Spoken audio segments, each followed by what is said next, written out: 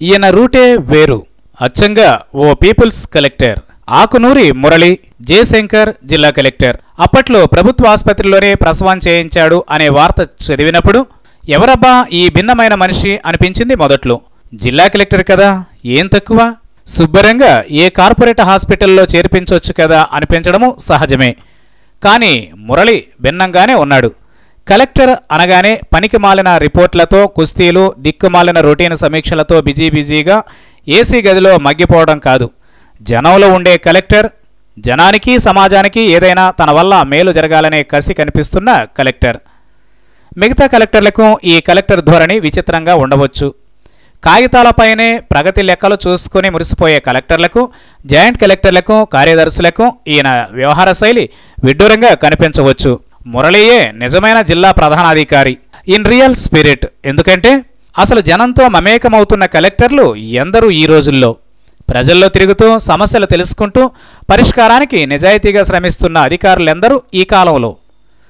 Collector అంటే కొన్ని పరిమితులుంటాయి, ఏది పడితే అది చేయలేకపోవచ్చు.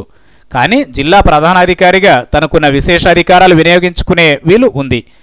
తాగునీరు, కరెంట్, రోడ్లు, బడి, వైద్యం వంటి అంశాల్లో కలెక్టర్ల దగ్గర అందుబాటులో ఉండే నిధులు అనేక సమస్యలకు పరిష్కారం చూపే వీలు ఉంటుంది.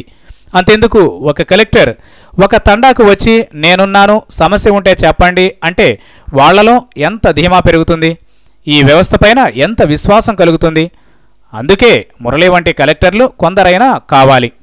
ప్రభుత్వాల మీద, అధికారుల మీద ప్రజల్లో పెరుగుతున్న అవిశ్వాసం, అసహనం, అసహ్యం కాస్తైనా తగ్గాలంటే ఇలాంటి కలెక్టర్లు కావాలి. డబ్బు, హోదా, సంపాదన, విలాసం, ఆడంబరమే ప్రధానంగా బతికే అధికారులు ఉంటే ఎంత, లేకపోతే ఎంత. ఏదో ఓ రాత్రి మోటార్ సైకిల్ వేసుకుని డుగ్డుగంటూ బస్తీల్లోకి వెళ్ళిపోతాడు. నల్లా నీళ్లు వస్తున్నాయా అని అడుగుతాడు. కారు తీసుకుని ఇంకేదో పల్లెకి పోతాడు. సమస్యల్ని ఆరా తీస్తాడు. పొద్దున్నే లేచి చక్కగా ఓ తండాకు పోతాడు. ఏం బాబాయ్, ఈ ఊళ్ళో ఏంటి సమస్యలని ముచ్చట్లు పెడతాడు. ఓ ఇంటి అరుగు, ఓ రచ్చబండ, ఓ బడి ఆవరణ, ఓ అంగన్వాడీ ప్రాంగణం. నిమ్మలంగా కూర్చుంటాడు. అందరితోనూ మాట్లాడాడు. ఇదిగో ఈ ఫోటో చూపినట్లు. ఓ సైకిల్ వేసుకుని అసలు రోడ్డు కూడా దిక్కులేని ఏదో చిన్న గూడానికి వెళ్ళిపోతాడు. ఏమమ్మా ఏంటి సంగతులు అంటూ యోగక్షేమాలు అడుగుతాడు. మనకు తెలిసి గొత్తికోయల గూడాలకు వెళ్ళి మంచి చెడు కనుక్కున్న మొదటి కలెక్టర్ తనేనేమో. ఆ మధ్య అడవి పందులను చంపి తినమని పిలుపునివ్వడం, పనికిమాలిన దీక్షలంటూ వ్యాఖ్యానించడం మినహా ఈ కలెక్టర్కు సంబంధించి పెద్ద వివాదాలు కూడా ఏమీ లేవు. జనంతో మమేకం కావడంలో ఎంతమంది కలెక్టర్లు మురళితో పోటీ పడగలరు? రియల్లీ కలెక్టర్ అంటే కార్లు, పెద్ద బంగళాలు, బిళ్ల బంట్రోతులు, అధికారులు, దండాలు, డాబో దర్పం, పటాటోపాలు కాదని కలెక్టర్ అంటే జనం సమస్యలు తీర్చడానికి తపన పడేవాడు, తాపత్రయపడేవాడని చెబుతున్నందుకు.